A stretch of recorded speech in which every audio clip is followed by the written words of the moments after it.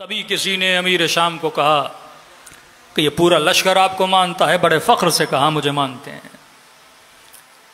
تو بتانے والے نے کہا نہیں، کہ یہ لشکر آپ کے ساتھ ہے کیونکہ آپ مال دے رہے ہو۔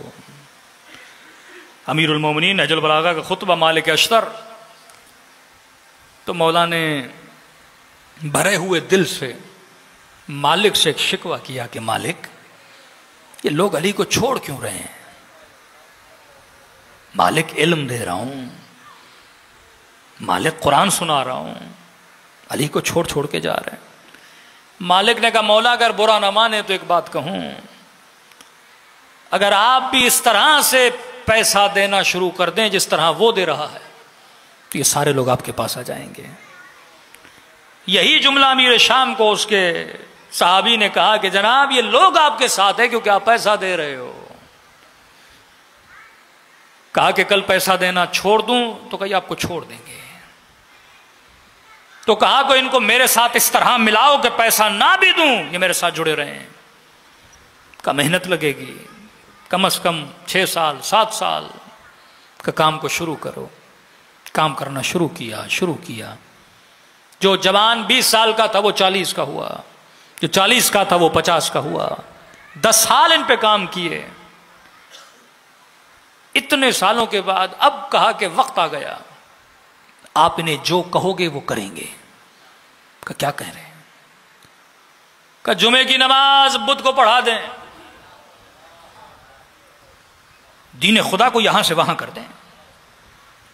اگر یہ جمعے کی نماز بدھ کو پڑھنے کے لیے آ گئے پھر جو ان سے کرواؤ یہ کرنے کے لیے تیار ہے۔ جمعے کی نماز بدھ کو پڑھائی گئی۔ جمع غفیر وہ بدو طبقہ جس پہ کام کیا گیا تھا کہ حاکم جمعہ بدھ کو بھی پڑھا دے تو جائز ہے، کسی کے قتل کا فتویٰ دے تو جائز ہے۔ جب سب لوگوں نے جمعے کی نماز بدھ کو پڑھی تو انہوں نے کہا اب آپ کا کام ہو گیا، مطلب عقلانیت ختم ہو جائے، فتویٰ اوپر سے آ جائے کہ جمعہ بدھ کو یہ ماننے کو تیار ہو جائے، فتویٰ آ جائے فلاں واجب القتل ہے یہ ماننے کو تیار ہو جائے، فکر طوطا پرور بن جائے۔ یہ جلوس نکلے اور کہیں کہ کافر کافر شیعہ کافر، ان جلوسوں میں سے کسی بھی جوان کو پکڑ کے لاؤ اور کہو کہ کہہ کیوں رہے ہو شیعہ کافر؟ جواب کیا ملتا ہے کہ جناب مجھے نہیں پتا، مفتی صاحب نے بولا ہے لہٰذا ہم کہہ رہے ہیں۔ فکر جب جامد ہو جائے، فکر جب فریز ہو جائے، فکر جب منجمد ہو جائے کہ مسلمان یہ سوچنا شروع کر دے اور یہ سوچنا چھوڑ دے کہ میرا مفتی یہ کہہ رہا ہے تو میں عمل کیوں کر رہا ہوں، اس سے سوال تو کروں کہ آپ کہاں سے کہہ رہے ہو۔ ایک عقلانی فکر، جب دین سے عقل کو جدا کر دو گے پھر اسلام کا حال وہی ہوگا جو ویسٹرن ورلڈ کا ہوا، کہ آج سب سے زیادہ جو کرسچن کہلاتے ہیں پروٹیسٹن ہے۔ وہ پروٹیسٹ کا مطلب اعتراض، پروٹیسٹ کا مطلب نقد کرنا۔ جب انہوں نے اپنے پادریوں پہ نقد کرنا شروع کر دیا، تنقید کرنا شروع کر دی کہ یہ آپ کے کیسے کام ہے، ہم ان کو ماننے کے لیے تیار نہیں ہیں، تو پادریوں نے کہا کہ آپ کرسچینٹی سے خارج ہو، نکل گئے ہو۔ پھر انہوں نے پوری اس کیتھولک گروپ کی اور پادریوں کی مخالفت کی، یہاں تک کہ پورے ویسٹرن ورلڈ میں آپ دیکھتے ہیں وہ مسیحیت ختم ہو گئی جس کو وہاں کے پادری چلاتے تھے۔ آج اسلام سے جوان نکل کے کوئی لبرل بن رہا ہے، کوئی کمیونسٹ بن رہا ہے، اسی فکر متشدد کی وجہ سے کہ جس فکر میں اسلام نہیں پائی جاتی۔ میں بارہا یہ واقعہ سنا چکا ہوں کہ جب افغانستان میں کسی 18-19 سال کے جوان کو جو خودکش بمبارڈمنٹ بن کے جیکٹ پہن کے مسجدوں میں اور مسلمانوں کے چیتھڑے اڑانے کے لیے باہر نکلا، اور جب اسے پکڑا گیا اس کی جیکٹ اتاری گئی اور جب اس کے جیبوں کی تلاشی لی گئی تو اس کے جیب سے 2 چمچ نکلے۔ پوچھنے والوں نے کہا کہ آپ تو خودکش کے لیے آئے تھے، یہ چمچ کا مفتی صاحب نے کہا تھا کہ شہادت کے بعد پہلا ڈنر رسول خدا کے ساتھ ہوگا، لہذا ہم چمچ لے کے گھوم رہے ہیں۔ فکر بشر جب منجمد ہو جائے کہ جو میں کر رہا ہوں کیوں کر رہا ہوں، یہ فکر کسی بت پرستی سے خالی نہیں ہے۔ یاد رکھیے اگر عبادات میں عقل نہیں تو عبادت بھی کسی بت پرستی سے زیادہ کم نہیں ہے۔ کربلا میں جو امام حسین کے مقابلے میں نمازیں پڑھ رہے تھے، کیا عبادت خدا تھی، بت پرستی تھی؟ عبادت ہے تو حسین کی عبادت ہے، جس میں فکر پائی جاتی ہے، جس میں عقل پائی جاتی ہے۔ ابھی ماہ مبارک رمضان نکلا، واللہ اپنی نسلوں کو بتائیے کہ جناب یہ عبادت کر رہے ہو، 5 منٹ کے لیے سوچو کہ اس عبادت کا فلسفہ کیا ہے۔ وہ مکتب اہل بیت جو مکتب عقل تھا، مکتب فطرت تھا، سب سے بڑی اٹریکشن شیعت کی کیا ہے کہ شیعہ ریزن پہ بات کرتا ہے، شیعہ عقل پہ بات کرتا ہے، شیعہ ایویڈنس پہ بلیو رکھتا ہے۔ یہ نہیں کہ کسی کتاب میں کوئی حدیث آ گئی اب اس پہ سوچنا نہیں ہے، سمعن و طاعتن میں نے مان لینا ہے۔ کہ جبکہ بخاری کا لکھنے والا اپنے مقدمے میں لکھتا ہے کہ 1,00,000 حدیثوں کو چھان کر یہ چند ہزار حدیثیں میں نے جمع کی ہیں، کہ جناب پھر ان چند ہزار حدیثوں کی گارنٹی کیا ہے کہ 100% صحیح ہے؟ کہ ڈاؤٹ کیوں نہیں دیتے کہ کوئی حدیث غلط بھی ہو سکتی ہے؟ کہ ایک انجینئر صاحب ہیں، کہتے ہیں کہ میں کسی بابے وابے کو نہیں مانتا۔ میں نے کہا یہ 2 بابوں کو مانتا ہے، کسی بابے 2 بابوں کو مانتا ہے کہ ان کتابوں میں جو آیا وہ صحیح ہے۔ شیعہ نے کبھی بھی قدغن نہیں لگائی کہ ہماری جو کتاب ہے اس میں جو حدیث ہے صحیح ہے۔ یہ رسول خدا کے خلاف جو سلمان رشدی نے کتابیں بنائیں، یہ حدیثیں کہاں سے نکالی گئیں؟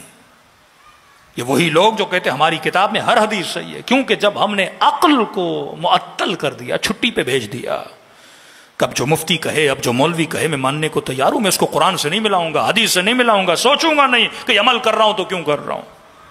وہاب قلبی امام حسین کے پاس آئے عقل ابی عبداللہ الحسین کی وجہ سے، میثم تمار نے بازو کٹوا دیے، زبان کٹا دی، پر علی کو نہیں چھوڑا، کیونکہ یہ مکتب عقل تھا۔ حجر ابن عدی اپنے 7 ساتھیوں کے ساتھ شہید ہو گیا، یہاں تک کہا کہ حجر زندہ جلا دیں گے کہ علی کو نہیں چھوڑوں گا، کہ بدن کے ٹکڑے ٹکڑے کر دیں گے کہ علی کو نہیں چھوڑوں گا، کہ تمہاری نظروں کے سامنے تمہارے 2 جواں بیٹوں کو قتل کریں گے کہ علی کو نہیں چھوڑوں گا، کہ عربن عربا وجود کے ٹکڑے ٹکڑے کر دو کہ امیر المومنین کو نہیں چھوڑوں گا۔ اتنی مضبوطی وہاں ہوتی ہے جہاں عقل مضبوط ہو۔ المؤمن کا جبل الراسخ، مومن کا عقیدہ پہاڑ سے زیادہ مضبوط ہوتا ہے۔ اور کمال کر دیا حجر نے، جب آگے بڑھے اور سر قلم کرنے لگے، کہا ایک گزارش ہے، کہ کہو کیا ہے؟ کہ مجھے مارنے سے پہلے میرے بیٹوں کو قتل کرو۔ کہا تو کیسا قسی القلب باپ ہے، باپ تو دعا کرتا خدا مر جاؤں، بیٹے کا مرنا نہ دکھانا، تو نظروں کے سامنے بیٹوں کو مارنا چاہتا ہے۔ کہ مسئلہ بیٹوں کی محبت کا نہیں، مسئلہ علی کی محبت کا ہے۔ کا کیا مطلب؟ کا خوف ہے کہیں مجھے مرتا ہوا دیکھیں، علی کو چھوڑ نہ دیں، پہلے انہیں جنت بھیجوں گا پھر میں علی کی ملاقات کے لیے جاؤں گا۔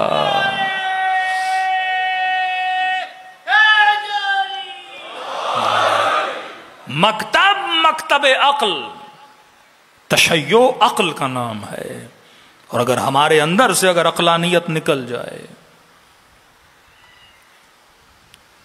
ہمارے اندر اگر غیر عقلانی باتیں کی جائیں، تو پھر ہماری نسلیں بھی اس مکتب سے کیا ہو جائیں گی؟ دور ہو جائیں گی۔ کرامتیں پڑھیے، معجزات سنائیے، عقل کے دائرے میں کوئی بھی ایسی بات اس مکتب اور اس ممبر سے نہیں ہونی چاہیے جس کا تعلق عقل و عقلانیت سے نہ ہو۔ میں نے چھوٹی سی مثال دی تھی روزے کی، پچھلا مہینہ پورا ماہ مبارک، دیکھیے خدا کو میری اور آپ کی بھوک سے کیا ملنا ہے کہ 40 ڈگری کی گرمی بھی ہو کا روزہ رکھو، 50 ڈگری کی گرمی بھی ہو کہے روزہ رکھو۔ وہ خدا جو 40 ماہوں سے زیادہ محبت کرے، سوال تو بنتا ہے خدایا میری ماں مجھے بھوکا دیکھ کر برداشت نہیں کرتی، میرے باپ سے میری پیاس برداشت نہیں ہوتی، اور پوری امت کو کہے کہ 24 گھنٹوں میں سے بعض ملکوں میں تو 22 گھنٹے کا روزہ، پورا دن خدا بھوکا رکھے، اور مسلمان کا رمضان گزر جائے اور بھوک کے علاوہ اسے روزے کی سمجھ ہی نہ آئے، تو پھر روزے کا فائدہ کیا ہوا؟ فلسفہ عبادت سمجھو، فلسفہ مجلس سمجھو۔ یہ کیوں فلسفے ختم ہوتے جا رہے ہیں؟ شیعہ جلوس نکالتا ہے فلسفہ، شیعہ ماتم کرتا ہے فلسفہ، امام رضا جب بازار میں نکلتے ہیں سر سے امامہ اتارتے ہیں، پاؤں سے جوتیاں اتارتے ہیں، گریباں کو چاک کرتے ہیں، سر پہ مٹی ڈالتے ہیں، اور جب چلتے ہیں تو لوگ آ کے پوچھتے ہیں میں کوئی انتقال کر گیا؟ الحمدللہ صحیح سالم ہے مولا، ہی دنوں میں کربلا میں میرے جد حسین کو مارا گیا تھا۔ کوئی جوان تھا علی اکبر، اس کے سینے میں برچھی لگی تھی کہ اتنے سال گزر گئے ایسے کیوں منا رہے ہیں؟ ریزن دے رہے ہیں امام، لوجک دے رہے ہیں، فلسفی دے رہے ہیں کہ دیکھو شیعوں نے غدیر نہیں منایا تو تم غدیر بھول گئے۔